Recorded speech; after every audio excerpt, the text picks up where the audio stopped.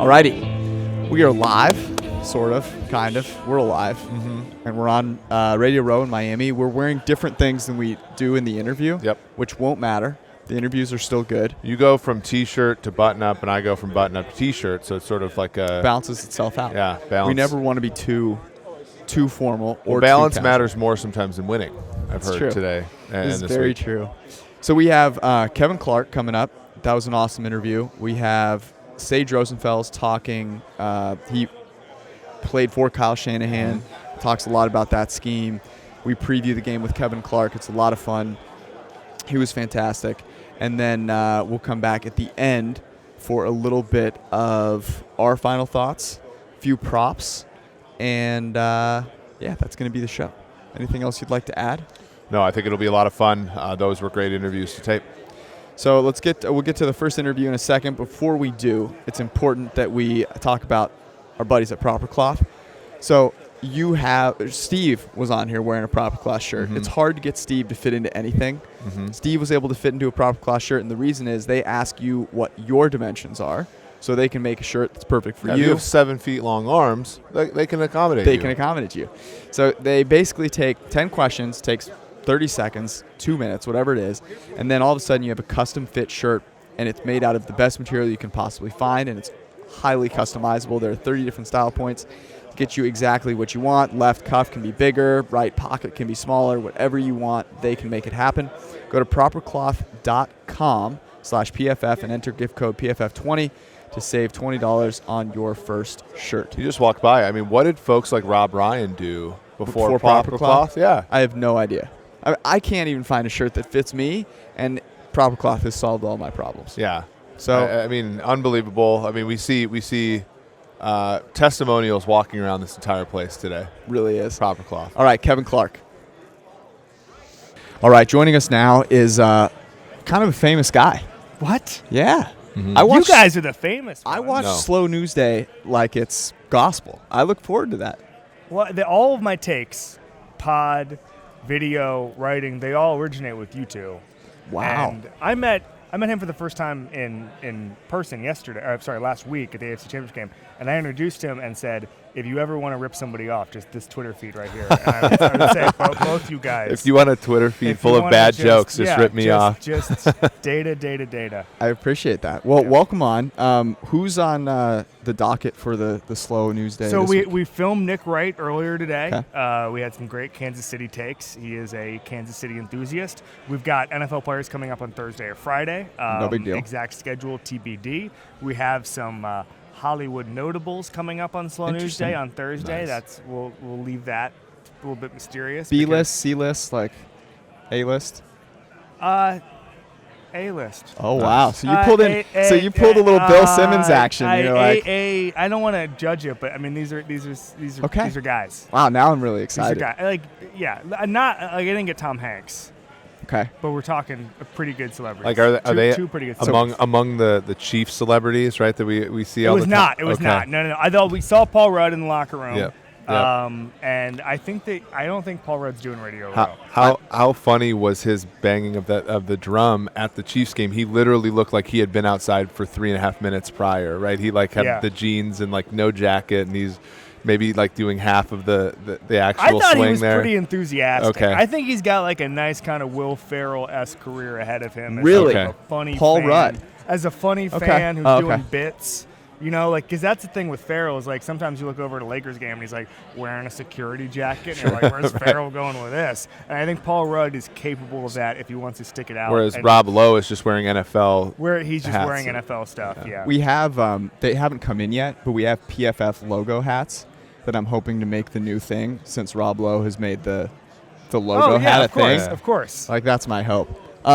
Okay, so this game is interesting to me because in our office, we have. I feel like we live in kind of a cocoon, a bubble. Steve Palazzolo's looking at us right now. Underdressed? Here's the good thing. I never feel underdressed. That's the beautiful thing about confidence. In fact, I never want to be the overdressed person. I'm not overdressed. Just you. I'm properly dressed. And then I split the difference. As a mathematician, I'm the average. All right, here we go. Absolutely. Back to the really important thing, which is Steve has this cocoon in Cincinnati that we live in And the narratives there are always it feels like one-sided. And so I'm really curious to ask you, what are your big thoughts on what turns this game, what matters in this game on Sunday? Jeez. I think that there's, I found it actually kind of fascinating, the Trent Dilfer point yesterday. I don't know if you guys saw it, that basically in the Super Bowl, teams that are too quarterback-centric tend to lose. I thought that was, I don't know if it was weird. I don't agree with it. He actually thought it was going to be a blowout for San Francisco. But I think that the ability for Kansas City, and this is something Danny Kelly and I touched up on the pod yesterday, I think Kansas City is way more than Patrick Mahomes. And I think that the narrative that it is just Patrick Mahomes is kind of strange. They do tend to feature guys like one at a time, like this is Tyreek Hill, this is Travis Kelce, and I'd like to see them more, maybe a little more diverse in how they do it. It's almost like when you go to like a big rock show, like a Metallica concert, and it's like, here comes Lars's drum solo. The Chiefs kind of do that with their skill guys sometimes. But I think that they are more than Mahomes, and I think that the ability for them... System quarterback, as I've always said.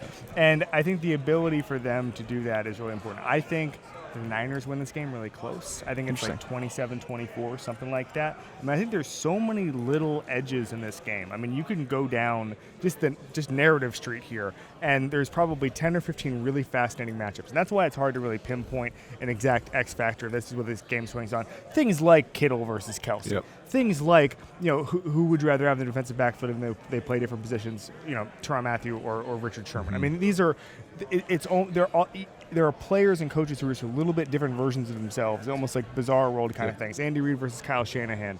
The offensive lines. It is the pass rush. Literally Frank Clark or D Ford, which the Chiefs. Which one lines up offsides? Yeah, which one lines up? I mean, the Chiefs face that exact question, and so I think that's what's interesting to me is how many little different places that each team can get an edge in across the board. I mean, these are two amazing rosters, amazing coaching staffs, amazing front offices, and that's what I love about this game. Well, you brought up such a great point about the Chiefs kind of going through and making it a Sammy Watkins game and making it a Travis Kelce game, and I think a lot of that is what the other team decides, or like they chase like the most recent thing. The Titans took away the middle strip of the field, and Kelce was ineffective. And, you saw Watkins play well. The Houston took away the wide receivers, and then Kelce plays well. The Niners are to your point, they have such a great roster that you wonder if they're going to be able to shoot the moon and take away, kind of limit everybody there. And then to your point, will the Chiefs be able to be balanced from a personnel perspective on who they give the ball to? I thought that was a great point, and it's really the ultimate test for 49ers defense has been the league's best this year. Well, I also think that, to your point, if Sammy Watkins, if the defense is giving you Sammy Watkins, and Sammy Watkins plays like he did last week, that's really good for the Chiefs. That's a hurdle that, I think that Sammy Watkins, I made this joke in the podcast yesterday, he's almost having like a J.D. Drew type thing where he was a bad contract, but now he's having a nice postseason and he's going to be remembered fondly by Chiefs fans forever. That's a great comparison. And so I think that if he continues to play well, he's in the J.D. Drew zone. I mean, that's chasing some serious variance there. Going with Sammy Watkins as if the Chiefs are going to win, Sammy Watkins needs to step up. I just mean in the sense of a deeper bench of skill players than most teams have. If Sammy Watkins is your bad player, you're doing okay. What's interesting is I agree, like the whole it's just Mahomes thing is so weird because that offense they're so balanced from a how many people they distribute the ball to perspective and how good Andy Reid is they have no running game, which is beautiful. Like they throw the ball all the time, and yet they're not slowed down because their passing game is so multifaceted. Right? Mahomes is like the most accurate guy regardless of where he's throwing the ball. He doesn't take sacks, which is something that I think gets overlooked a little bit. Like he takes sacks half as often as Jimmy Garoppolo. And in a game that, as you said, a bunch of small edges, like if I get the better quarterback who's more stable, who in a close game I trust more, to me it's hard to see the 49ers overcoming that. When you look at the Chiefs defense improving not to a great group, but a group last season that you won despite of, and now you can win with. And I think that just as far as the Chiefs don't have to feel like they have to score every single possession. You've seen that sort of like relaxation in that team once they sort of get their bearings in both of these playoff games. They just have done nothing but score. And I think that really helps. Whereas if they went into this game on Sunday with their defense from last year, Yeah. We would be talking about how the Chiefs have to score every possession. It was one of those things where when at the end of last February, everybody said, well, if the Chiefs defense could just improve a little tiny bit, they'd win the Super Bowl. Well, they did, and they actually improved probably more than just a little bit. And so I think that once that happened, and once, Brett Veach was talking about this in the locker room after the game on Sunday, but I don't think a lot of people were aware, maybe because it was Lamar Jackson mania at the time, but in November when the defense started to play well, nobody cared. And this was the scenario last spring that all of us had laid out for how the Chiefs go in the Super Bowl. They're turning the defense around. Guys like Matthew are playing at a really high level. I don't know. Where you guys would know better than me, but where is this Chiefs defense? Since maybe start of November, week 8. Where is this in relation to how the Niners have played all season? Because they've both kind of had disjointed seasons from a defensive standpoint. Yeah, I mean, if you look from it depends on if you look at their bye or you look after the Green Bay game, they've actually allowed fewer yards per play, all the metrics than the Niners have. Now the Niners played a better string of schedule. Like the Chiefs' schedule is difficult in the first half of the year, easier in the second half, and vice versa. Opposite for the Niners. But where it really came about was they made a change and said we're no longer going to rely on our linebackers to cover running backs. In the first 10 weeks of the season, their linebackers gave up 750 yards in coverage. It's been about half that since. And, they're just putting safeties on running backs, and, it's not killing them anymore. And it was something that was a systematic problem for them last year with Sutton and in the first half of the season with Spagnuolo. Yeah, I think that it's really interesting. I think that Veach said that the second Denver game, November 10th, and he said that people thought, Mahomes was banged up. He said they thought, everybody outside the building thought that was the end of their season, and it was actually the beginning, which I thought was an interesting way to put that. That helped. I thought that helped them. Yeah. So, we talked about whether is Mahomes better this year, and is this Chiefs offense better this year than they were last year? And if you look at the totality of the season, you're like, no, because metrically they're not. But if you look at the moment, you're like, well, take everything into consideration. That injury probably helps him be where they are right now, which I think is better than they were last season. They're more consistent. It looks calmer to me. He's just never worried, obviously, because they overcome a 24-point deficit. I do think, though, that the defensive thing, they played 2 AFC South teams. Right. I'm trying not to get too excited about. And they shut down Mitchell Trubisky, and the big one was they shut down Tom Brady, which ended up not being as impressive as we thought it was at the time. Yeah, I mean holding the Minnesota offense to under 25 points was a big deal. Then the Packers game, they struggled with a couple big plays, but on a per play basis, they've been pretty good in terms of stopping successful plays. Yeah. So they have certainly improved. And to your point, which is I think a great one. They beat Baltimore earlier in the year. They beat New England, but they had high-profile letdowns during the season. Mahomes' injury was in a national television game. They lost to the Packers, on Sunday Night Football, and so everybody was swept up in the rest of the league. That the Chiefs sort of under our noses just completely improved on defense, and then Mahomes, the last few weeks has been the best passer in the league, and it was just something that snuck up on all of us. I have a fun stat for you. So we grade players. I don't know if you've heard this. You do what? We grade players on every play. And one of the things that's most stable and consistent for quarterback play is the rate at which they make negatively graded plays. So bad sacks, uncatchable passes, stuff like that. Mahomes is at 4% in the playoffs. The league average is 15. The leader this season was Drew Brees at 8. So he's been twice as good at limiting those bad throws as Drew Brees, but at the same time you get the high variance of he can also throw it 80 yards downfield on a string, which I think is kind of crazy. Okay, I have 2 more questions for you. Okay, you mentioned the different battles in this game. You think that the Niners are going to win. So what's the battle that they're going to win the most decisively, or the one that's going to be the most important? Well, great question. I think that Richard Sherman and Nick Bosa are the 3rd and 4th best players in this game.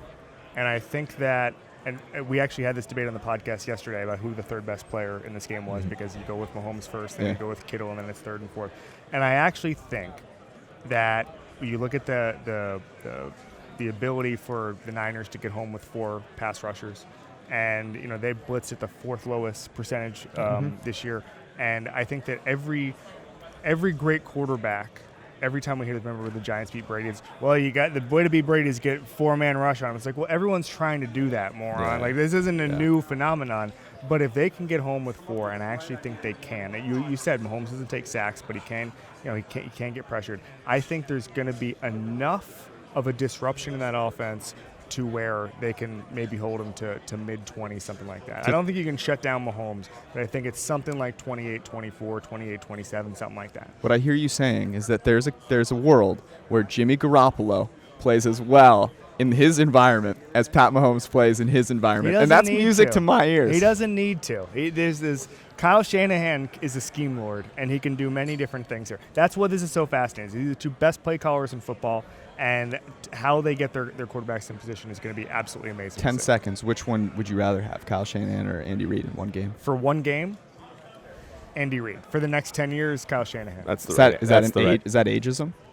Yes. Okay. That's the right answer, though. Last question is this. You can start a franchise with one player. Who is it, and why is it Derrick Henry? It's between Derrick Henry. I still believe in Le'Veon Bell as one. Yeah, you just gotta weapon. You gotta give him more of a chance. You have to be as patient as he is. Yeah, you have to. You have to see it coming. I think that Mostert would be one of them.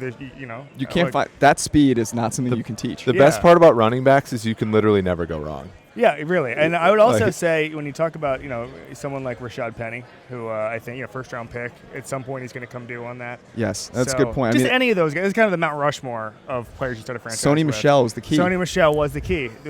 So I don't know if you guys had this phenomenon, but every time I made fun of the Sony Michel pick until about mid-season this year, I'd have Patriots fans be like, "Can you explain why you said the Sony Michel was a bad pick because we won the Super Bowl?" I would have to be like 10 of the. I went on Simmons' pod and made fun of the Sony Michel pick, which by the way was 1 pick ahead of Lamar Jackson, which no one talks about. Jury's still out, but people would be like, "Excuse me, can you explain why you said this?" Okay, You're giving people a lot of politeness, because when people ask us about Mitch Trubisky, it's never that. It's, hey, ass clown. Yeah.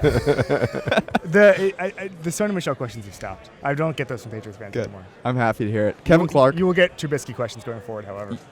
I'm looking forward to them. I live for this. It gives me great hope. You are going to be at the game. Yeah, I am. I have some breaking news. So will Eric and I. Amazing. Yeah. Amazing. That's breaking news to me, by the way. It's breaking news for him. Notice. So, lifelong Chiefs fan, we'll be at the game too, which is exciting. You must be excited. The best part about Sunday's game is either my favorite team wins or one of my best friends' favorite team wins. So you cannot go wrong. Wow, and a lot on the line. That's we haven't decided on a bet. Do you have any ideas what we should bet on this game? I don't know. I mean, it has to be something incredibly nuanced. Yeah. Or we can just pick the game straight up. I mean, I'm only going to get a point. Boring. Yeah. That's a little boring. Yeah. Find a very meaningful stat that you guys disagree on, and then figure out a way to. Okay. Because the fun part about being at the PFF is both of us are pretty we're hedging ourselves. Yeah. So I'll always try to push it towards the Niners. He pushes it towards the Chiefs. So neither one of us can accuse the other of being a homer. But it's good to get your independent opinion. So right now we have one in the Niners column. Just bet on Kittle versus Kelsey. Ooh. Oh, nice. Yeah. Let's do that. And the loser has to eat Skyline chili. Yeah, perfect. You ever had Skyline chili? I have not. Don't ever do it. When I go to Cincinnati for my training camp tour, everyone's like, gotta go to Skyline. And then I just end up doing the same thing I always do, which is I get a coffee and go to sleep. Dude, it's something. Kevin Clark, Slow News Day, Ringer NFL Pod, A-list celebrities, suit and tie. Suit and tie. Thanks, brother. Thank you.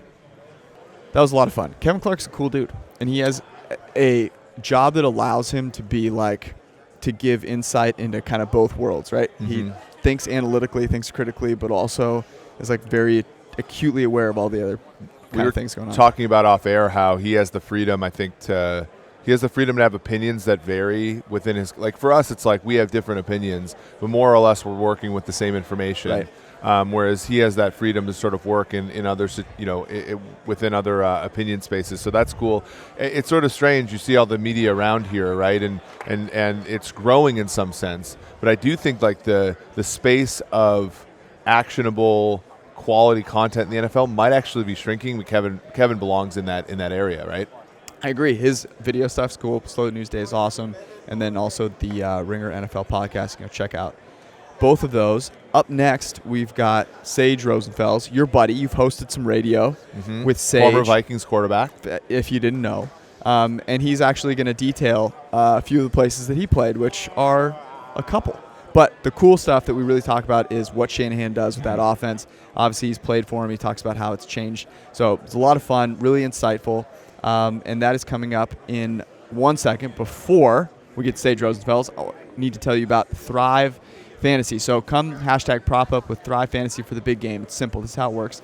Thrive Fantasy is a daily fantasy sports app for player props. They have eliminated the need to do countless hours of research because they only ask you about the top-tier athletes in a respective sport.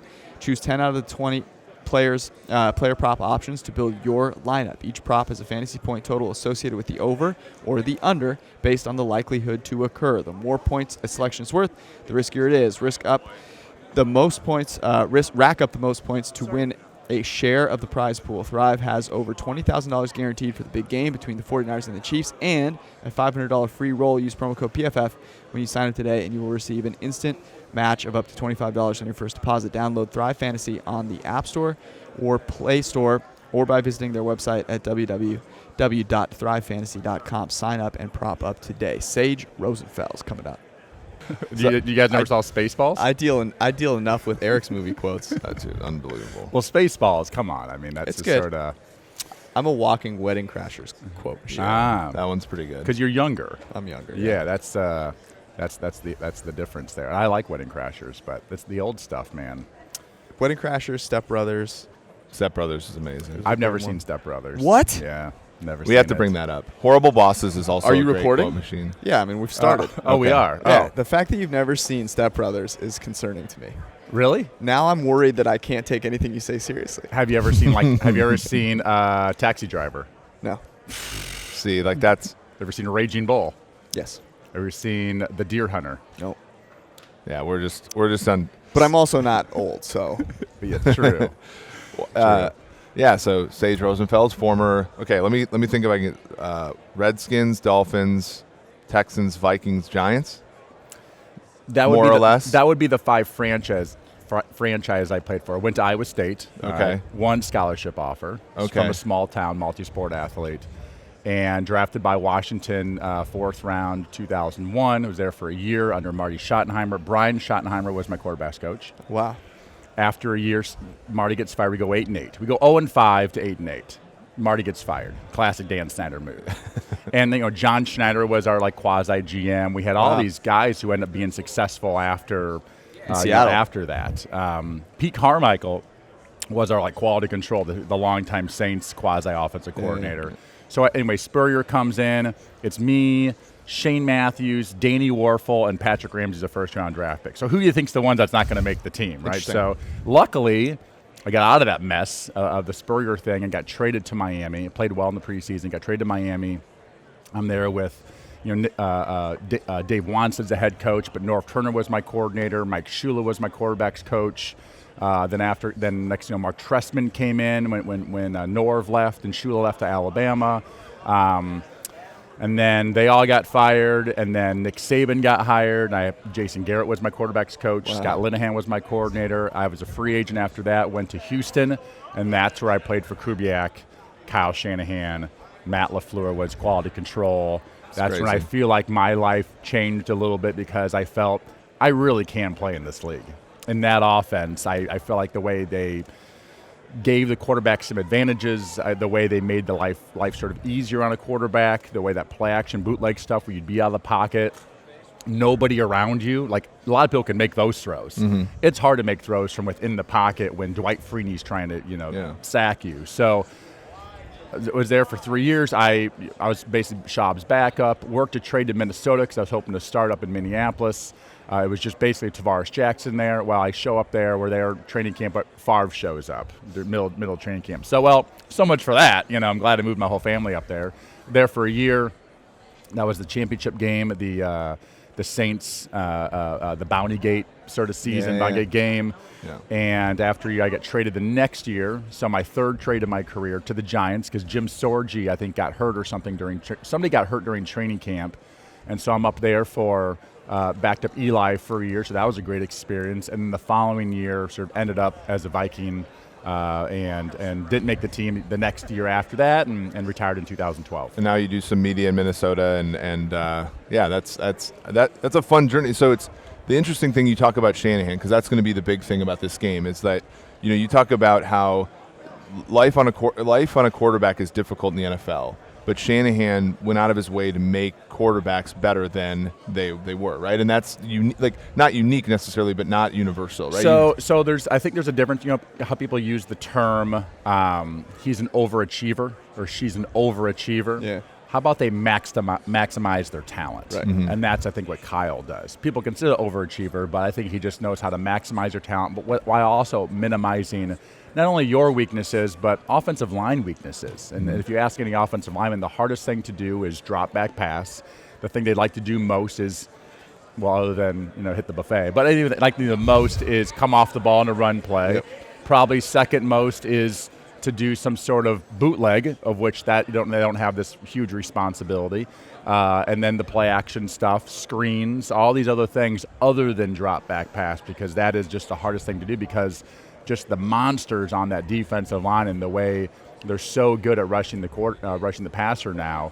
I think all those coaches try to minimize the actual drop back passes. Yeah. They don't want to throw 20 drop back passes in a game if they throw 30 passes. They would like to throw 0 if possible, but they'll only sort of wait for the times they sort of have to usually to actually just straight drop back. Well, it's interesting. Shanahan in his press conferences, but after the game in the locker room, talks about how they want to have this many runs.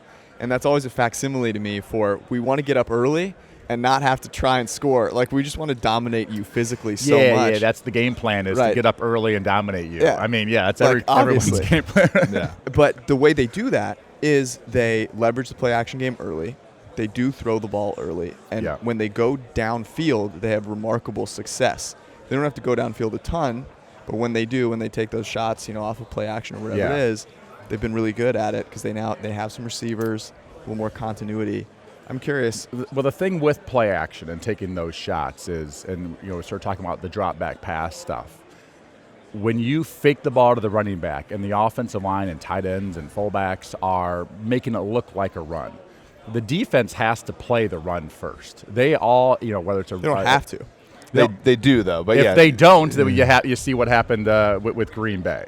So everyone has some sort of gap defensively, whether it's a lineman on the line of scrimmage or a linebacker who's off, but they're responsible for some sort of gap. And as I'm reaching out on some sort of stretch play, if those guys aren't playing the run first, and then it is a run, and they got other gaps, it's going to be a big hitter. So everyone sort of plays the run for 2 seconds or whatever it is, and then there's this, then you pull the ball, and there's this big pocket that also allows time for so it sucks up the linebackers. If there's a safety down, it sucks up him too. So there's all this area, from 5 yards down the line of scrimmage to like where the free safety is, 20 yards deep. There's this big cavity in the defense, and there's big holes there. And that's why some of that play action stuff is so good. It allows you time. It also allows time for the receivers to actually work deep down the field. So the longer the quarterback holds on the ball, the deeper the receivers can go. And what Shanahan has always loved having is super fast wide receivers. Not all of them, but at least 2 of their 5 that they might dress for a game. He wants guys that can really, really fly, because the play action stuff, if they don't cover it correctly, or the safeties are playing a little bit shallow, will just straight run past you. And a lot of times, like when people say, well, the safety's deep, Kyle likes it when the safeties, when it's a receiver on the safety. Safeties aren't great. They don't play the football all that well. Yeah. Corners do. Safeties have to be a part of the run, all those things. So he likes the matchups when you get like a one-on-one on a safety. But the best way to do that, again, with that play action, with that bootleg stuff, now allows those receivers to get down the field. Now next, they're 5 yards from the safety, and they can go to a corner, they can go to a post. They sort of have all these options. And again, Kyle, Sean McVay, I think Matt LaFleur does a good job too of designing deeper plays then, because they know they'll have more time in the pocket. Since you worked with Shanahan, how is his, because it just hasn't been the same system the whole time. Yeah. It's advanced a lot. What are some of the biggest ways that you've seen it change and improve? They do a lot more gap schemes now, and for the casual listener out there, those are guards and tackles pulling, or maybe a fullback pulling around. So it's sort of a block down and people pulling around. Power schemes, counter schemes. It's not just outside zone. When I was in Houston with them, it was pretty much inside zone, outside zone, and whether a bootleg or play action off of that. And the reason that stuff is so successful because as the linemen are running down the line, they sort of create this wall. Well, the challenge with play action with the gap scheme stuff is a lot of times there's leakage. Now, if there's leakage behind the play, it's totally fine. You have a D lineman up the field, and we're good with that. He's behind the play. But it's hard to get play action off of that stuff because everyone's blocking back, and the angles aren't always good for they're not creating a wall per se. They're trying to cut the defense with those double teams and things. So that's a big difference as far as the run game stuff. Obviously, all the shotgun jet sweep. It's been 10 years. That stuff is all in the last seems like 4 or 5, 6 years. That's sort of new. But a lot of the basics you'll see are still the same things of day one installation that I saw back in 2007, 2008. So in the NFL, they try to make this thing. They say it's a copycat league, right? And like people are going to try to come in. And you talk about McVay and talk about LaFleur and all those guys, but it's really hard, right? When you look at the two teams in this game, the formula is have Patrick Mahomes, which is almost impossible, right? Or to have a scheme, and we saw this with Shanahan when he left Atlanta. Sarkisian took over, and he's like, I'm going to run the same offense. But like when the bullets are firing, you have to have the intuition about your own offense, right? You have to be able to call plays in a sequence that is like fairly repeatable. And so if you're a fan of a team that's not in the Super Bowl and you're looking at these two teams, you're like, okay, what should my team do? Is repeating what the Niners have done, is that even a sound approach? Or is it you have to find your own thing, right? Because Kyle Shanahan has his own thing and it works really well, but aside from him, no one's really optimized it, since Kubiak, way back in the day. But, he's really the one person that can really do what he's doing. Yeah, the thing with Kyle is, and you talk about the copycat league thing, is one, everyone's copying somebody. Like, so who is that somebody? Who's the originator of the whole thing? So that somebody must have been creative to come up with some new scheme that people go, ooh, I like that play or I like that concept. The problem is, a lot of other coaches, maybe not so creative, and you end up getting like the VHS copy of it. All right, there's the DVD copy, then there's the VHS copy, right, or the digital, then DVD. But the VHS copy, for those who don't know what VHS is, it's I'm not that young. It's usually a little blurrier. You know what I mean? Listen. So it's not quite as detailed, right? So then teams will run a play that is the copy of another guy's play, another coach's play. But it just doesn't have the detail, or they don't know when, like why did they call that play, what were they looking for, what was the reasons behind it. And Kyle is one of those guys that, one, can come up with the concepts that other people want to copy, but two, when he copies somebody else's stuff, he sometimes will make it better and improve it. He will take the VHS and turn it into the digital copy and make it better. Eric and I both have like math teaching backgrounds, and I think this will resonate.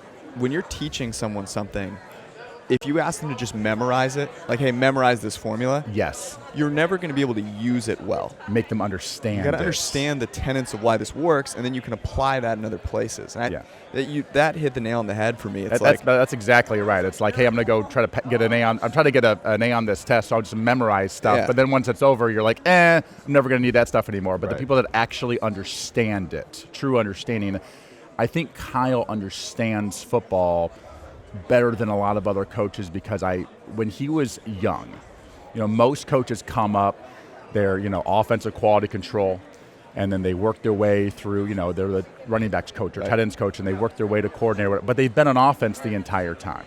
Kyle was an offensive OC with Tampa, but he would regularly sit in the defensive staff rooms. Now, on that defensive staff was Monty Kiffin, it was Mike Tomlin, it was Gus Bradley, I think Joe Woods might have been on that staff too, but a lot of really good coaches.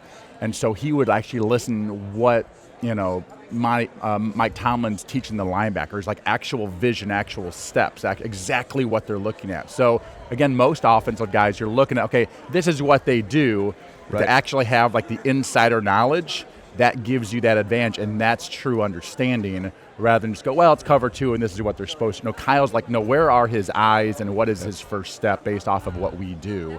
And Kyle got the deep understanding very, very early, and I think that's given him advantage over a lot of other coaches who haven't done that. And the run scheme thing is a perfect example because the Rams were so stubborn in running outside zone that, that the teams figured out what to do against it, realized they didn't have a B move, and, it's over. Yeah. The Niners are the only team in the NFL, top 5 in pulling blocker schemes and outside zone schemes. Yeah. And, it just that extra wrinkle and understanding of, okay, well, teams are going to try and take this away. What's our counter? Having multiple things you can throw at them is understanding the defensive side of it. Yeah. It's the second order understanding, right? A lot of people are like, okay, we're going to run this against this box counter, this against this front, whereas Shanahan appears to not give a crap about what the front is or what the box count is, and he just creates angles post-play, and that's why, Green Bay, literally stacked the box against them. And creates angles. He creates angles, right? And that was... that's what won that's what won the run game the other day. Yeah. So what's interesting to me about outside zone is when people describe why is that so good or whatever, and it's interesting that San Fran has the lightest offensive line in the league. Minnesota, I believe, is number 2, yet they're 2 of the better running teams in the league. I thought you had to have this monster offensive line like the Larry Allen Dallas Cowboys of the 90s to be a run. No, you don't have to do that. What the outside zone does, and for the best way for me to describe it to people, is if you brought the receivers in next to the tight ends. You had 2 tight ends at the end of the line of scrimmage. You had 2 receivers. Defensively, you would have to have somebody in every single gap. So somebody outside the receiver, somebody between the receiver and tight end, and work your way all the way across the ball to the other side. There should be somebody in some sort of gap defensively that has that responsibility. All right, you've got the quarterback, who is basically the free safety, and then you have the running back, who's so the defense has 1 extra guy. Yeah. Okay. What the outside zone does is if you can get one of those players out of their gap, you get a center who reaches a guy who is, say the center's blocking the guy to his right in that nose tackle. If you can get on the other side of him through some sort of double team or some sort of just really quick move, that's why they have the smaller guys.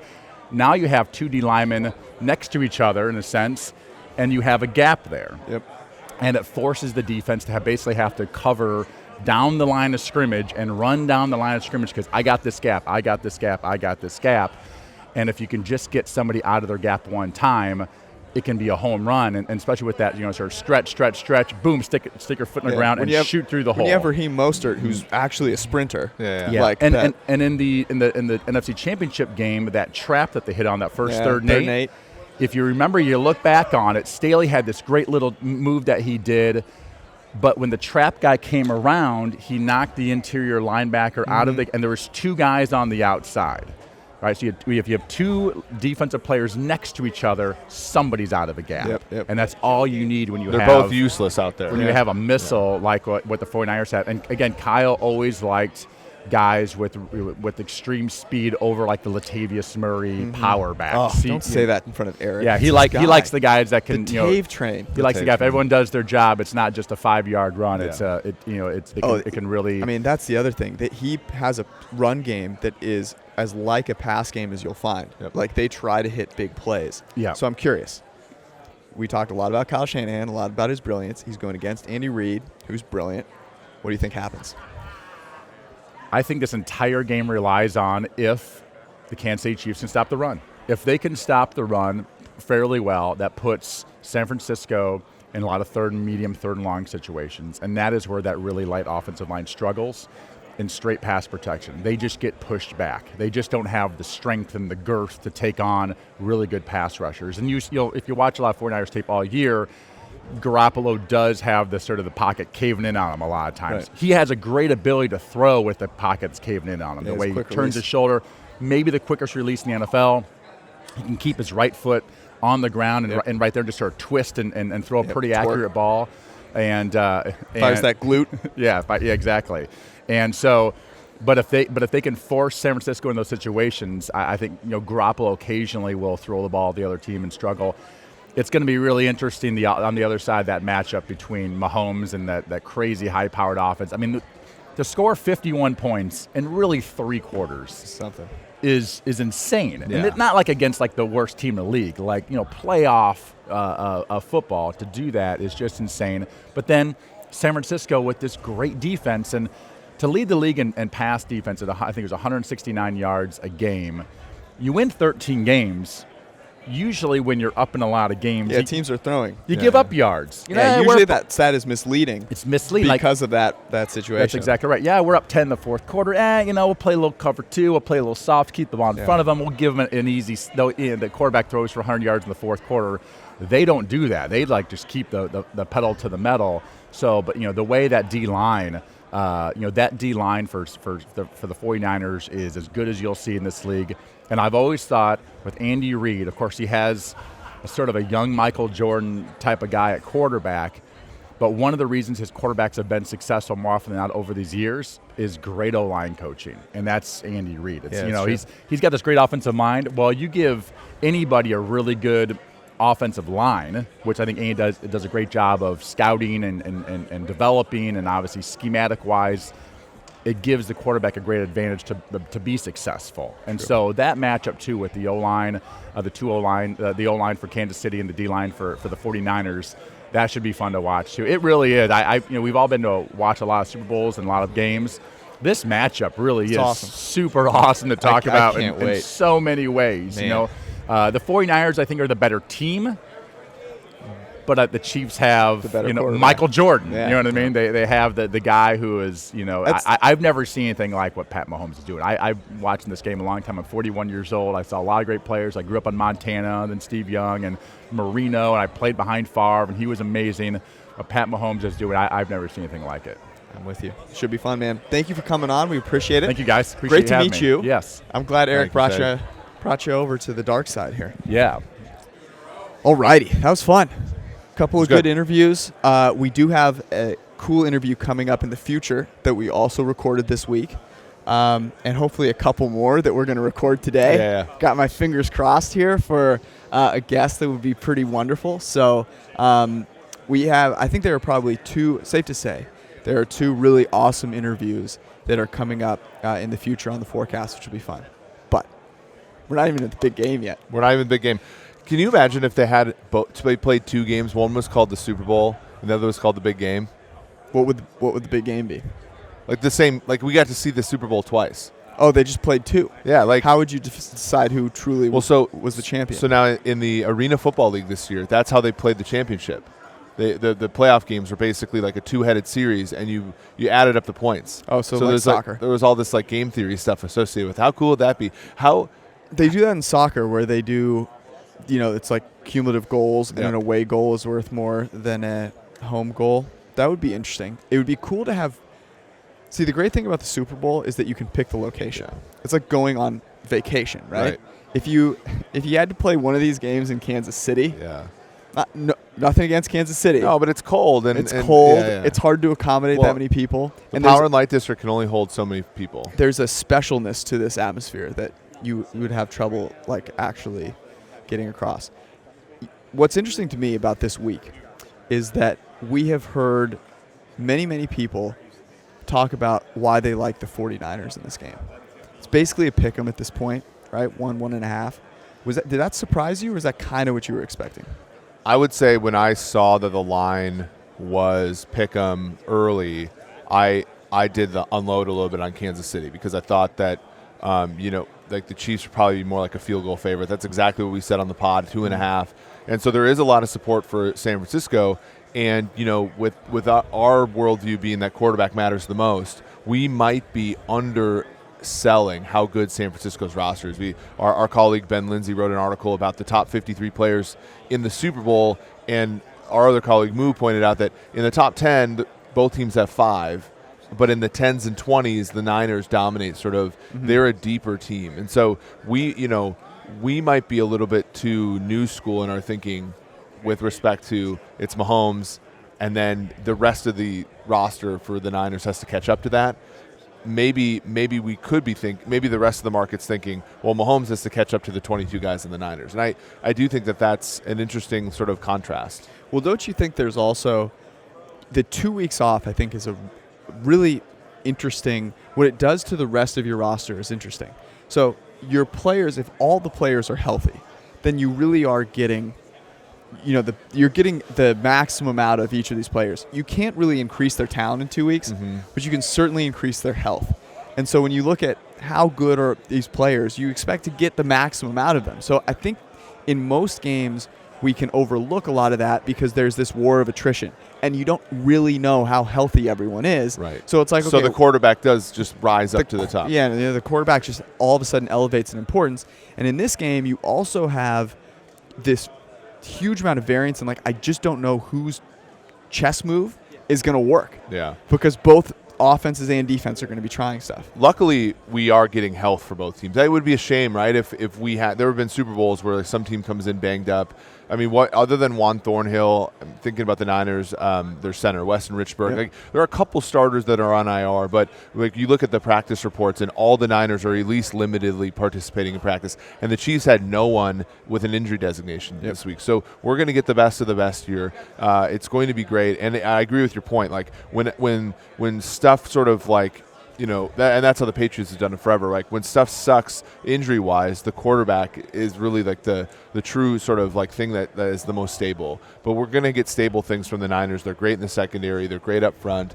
The linebackers are we're really going to get a truly great matchup between the 49ers and the Chiefs. The question then becomes, how does that translate to the betting, right? How do we see this game? And if you listen to our podcast from Monday, we talk about this different game states. Which one do you think plays out the most after a week of basically saying the same thing to people on radio for endless interviews? I really do believe in Andy Reid's ability to have 15 plays that he scripts out that are going to work. And the more I think about, Sam made a great point this morning, which was I think they put Tyreek Hill on Richard Sherman's side, and they either say, hey, you're going to have to run with Tyreek Hill up and down the field and evacuate space that we're going to take advantage of, or we're going to hit Tyreek Hill because you're trying to, get too cute. And so I think that instead of starting slow, the Chiefs start kind of fast, but I think the Niners stick with them. And the Niners passing game to me is the big X factor. I've told everyone this all week. I really do believe in the Niners passing game. The fact that they're so reliant on quick short throws that to me are like, it's really hard for Jimmy G to evacuate himself on the field in such a situation. So yeah, it's like all he has to do is complete these 5-10 yard throws down the field. It's not a massive undertaking, and then they're going to scheme yards after the catch. And the Chiefs defense is nothing. There's nothing that scares me. With the Chiefs defense. It's hard in this setting, right? Because we've been analyzing this game down to the bone, right? And when we say like the Chiefs defense is nothing to write home about, we're not saying they suck, right? They're a far better defense than they were last year. But the bar for them is lower, right? The Chiefs just need to get a couple stops defensively. And so to me, that's the tough part for the Niners. That's the thing where I think if you're a Niners fan, you get a little worried because the Niners are going to have to score probably as much as they scored against the Saints in order to make this game a close game. And we know that they can, right? We know that that's a possibility for them. You think they need to get over 40? I think if you're a fan of either team and you think about a comfortable win, I think a comfortable win for either team involves 40 points. Okay. I mean, comfortable is like, I hope it's not a comfortable win for either team. Yeah. I mean, I think the Niners have to be thinking 30. Yeah. But so we wrote up our spread picks column this morning when I drew the short straw and took the under 54.5, and I said the game state where this happens is probably Kansas City blowout, right? Because if the Niners get up on the Chiefs, I think the Chiefs will have a decent enough time scoring, whereas there is that situation where the Niners can't score. So, like, for me, like, if the Niners win this game, I do think, like, it's got to be in that, like, 38-31, 38-35, 41-38 sort of score. And I'm bullish on it being able to happen. I'm just saying that, like, I do think that that's where they have to reach for. And conversely, for the Chiefs defense, then you're saying, okay, get a couple early down stops, right, and force Jimmy G to throw on 3rd and long, and then hopefully he goes 60% on those or 50% on those, and then you can force a couple punts and put the ball back in Mahomes' hands. The most important segment of the game to me is the Niners' early downs. Yes. The Niners' early downs, 2nd down and long, they need to be able to throw the ball and throw the ball efficiently. And if they can do that, then this is going to be a close game down to the wire and not a blowout. In which case, the over, even at 54 and a half, I'm not taking the under. So what number do you have to take? What number do you have to end up getting to take the under in this game? Because I agree with you. Like, I've been betting over most numbers other than the top one, which is 54 and a half, thinking to myself, if this game got to 56, I could sort of get off of it, right? Yeah. But I don't even think 56 is a number that I think is my minimum amount to bet an under. Here's the thing. It's not a bet the under to me. It's a just not bet it. Yeah. So I would still bet the over if I had to, and at 1 I would still take the Chiefs. But I've been swayed a little bit by some of the very smart people that we've talked to. So it should be good. Chris, for what it's worth, thanks to the Niners win. We watched Chris play in the 88 Super Bowl last night. That was a lot of fun because the game, it just took you so far back, right? Yeah. That how the game was played back then. All right, let's do some props. Okay. Let's talk a little bit about the props that we liked previously, and that involved the Niners offense, right? Mm-hmm. So, like, thinking about what you said this really well. Thinking about what props can win regardless of how the outcome happens, right? So if you're looking at the spread or the total and you're like, okay, well, I'm not going to take the spread on either side. Mm-hmm. But regardless of who wins, what might I expect to happen more than the market might? Yep. And to me, that's the Niners passing game because everyone assumes it's all about the running because Jimmy G threw 8 passes last week or 2 weeks ago. Yep. Which is your favorite of those? Well, I mean, to me, it's the Jimmy G one is as clean as it gets, right? Because if you bet like Sanders, over, for example, I think that's a good bet. Mm-hmm. But there's a ton of situations where the Niners still do what we think and it doesn't happen. Samuel as well. I think we wrote up both of those, last week, Thursday. But to me, the cleanest thing is going to be Jimmy G completions, Jimmy G yards. We have Jimmy G with 24.2 completions, right? His current market number is anywhere from 19.5 to 20.5. So that's a pretty solid one. And again, that probably wins no matter what happens in the game, other than like an injury to Jimmy G or a complete and utter dominant blowout by San Francisco 49ers, in which case not only do they take the foot off the gas, but they successfully do so, right? Because there could be a situation where they try to go into prevent offense, the Chiefs come back, and then they have to come back and throw much like Tennessee did last week. I just don't think there's any way that the Niners can. We have them at 260. We have Jimmy G at 268.2 yards, which again, his number has been anywhere from 239.5 all the way up to something like 250, 256. So that's a buy. The thing with the Niners is that if they ever start running the ball, then like that means they're blowing the Chiefs out by so much. Because they're up 24. They can't just start running the ball to salt it away. They just can't afford to do that. On the other side of the ball, actually, before we get to the other side of the ball, I should mention that if you want to like have some fun with props, play daily fantasy props. It's pretty cool. Go check it out. It's on Thrive Fantasy, and you can go to their website. Here's a quick, easy one for you. It's bit.ly/ThrivePFF, and that'll get you set up right away, and then you can go play daily fantasy with props. Pretty sweet. On the Chiefs side, the one thing that I think is really apparent about the Chiefs is that they're going to throw the ball. Mm-hmm. So I don't really know how do you take advantage of that from a props perspective, other than to say, well, what are they not going to do? They're not going to run. Yeah, and the thing is, so like, I mean, actually, if you look at our numbers, we kind of like the Kelsey over here for the reasons. I think you look at the cover 3, right? The way in which they travel with slot receivers, and what Kelsey's able to do sort of in that crossing zone. We're basically on market with Tyreek Hill, but where I think it's interesting is the secondary receivers for the Chiefs. When you look at Demarcus Robinson, for example, his snap count has decreased over the course of the season.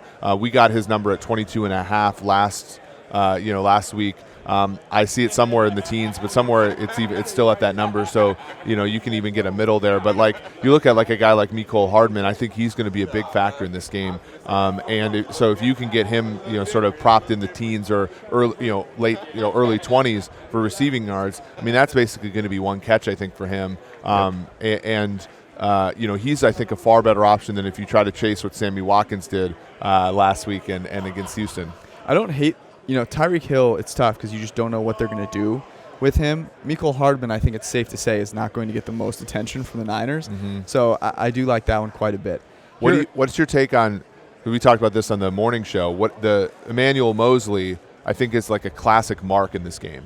He's played well all season. I think he's a great story. I mean, he's not Richard Sherman. Yeah, he's certainly better than Ahkello Witherspoon. But, I think he's being a little bit overrated at this point, and I think the Chiefs target him. And he's going to be, honestly, I think one of the most important players in this game. I could not agree more. A couple other props. One semi-serious, one really not that serious. Semi-serious one is total number of players to attempt a pass in this game. Safe to say Jimmy G will, despite what some people may think, and Pat Mahomes certainly will. So the number is 2.5. Over or under? Your thoughts? I think with the plus price, you have to go with over. It's plus 124 on FanDuel. You look at this. The Chiefs have not thrown a pass by a non-quarterback this year, other than a botched PAT or extra field goal attempt against Tennessee. But again, it's just one of those, that doesn't mean they're not going to do it, right? And especially, we haven't seen Tyreek Hill carries, right? And that doesn't mean we're not going to do it, right? And that kind of thing. So I think from the Chiefs side, there's a better than, market chance that they do it. But then the 49ers in big games, they had Emmanuel Sanders throw a touchdown pass against the Saints. They had Dante Pettis throw a pass early in the season. And then, of course, there's the issue, and again, we don't want to ever wish this, but both players have had knee injuries at times in the last few games. I'm cutting you off there. So don't you put that pox on this game. Yeah. Emmanuel Sanders is throwing a pass in this game. There you go. Gatorade color? Red. Okay. Blue. Red sucks. No one drinks red Gatorade. Yes, but red. That's ridiculous. Red will be left to dump on the coach because it sucks. They're not going to actually have Gatorade that sucks at the Super Bowl. Well, they don't know. No, that's the thing. The providers don't know it sucks. The players do, though. All right. So it'll be provided, but it'll be left over and hence dumped. Blue. All right, that's it. Hope you enjoyed the interviews. We'll be back next week. We will not be back with our normal Sunday night because there's nothing to do Sunday night besides enjoy whoever won party. We'll be down in South Beach, so you probably don't want to hear us talk anyways. Peace out.